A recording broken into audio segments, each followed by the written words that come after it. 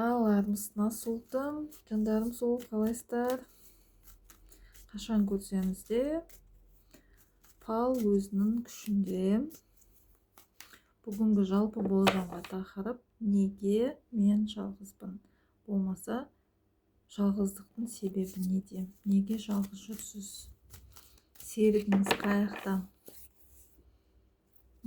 Опырым деп бастайық.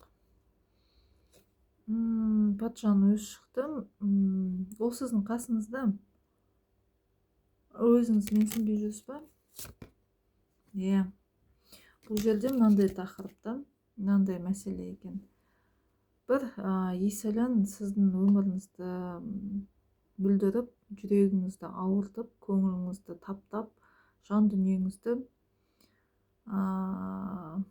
тасқа боратып, мұхитқа тастап жіберген, сол мұхиттың түбінде енді отырсыз.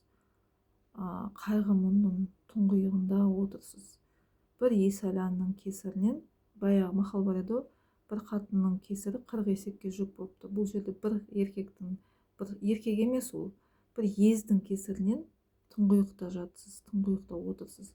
Жаңа бір келіншек ба, әпкем ба, апайым жазыпты, 15 жыл болды жалғыз жүрмін. Солай жатсыз. Жарайды, көрейік, қалай шығуға болады бұдан? Бұл жақта жалғыздықты таңдадым дейді.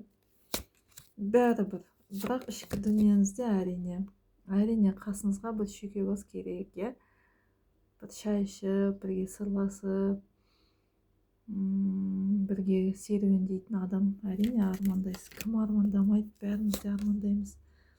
Не істеу керек ол үшін? Бұл жерде іс-әрекет дейді. Қандай іс-әрекет? Енді барлық психологтар сияқты айтпайын, ойбай өз-өзіне жұмыс жаса, кішкентай күндегі себептерді табу керек, ылду-бұлду, әке-ше, анау-мынау. Мен сіздерге мына нәрсені айтайын.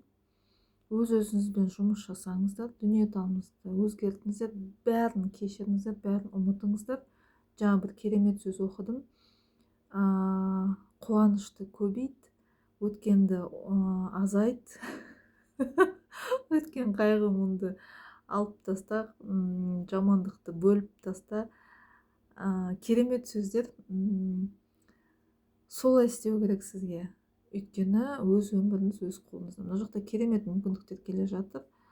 Не істеу керек тағы? Бұл жақта бәрі үйлі жайлы боласыз. Солай.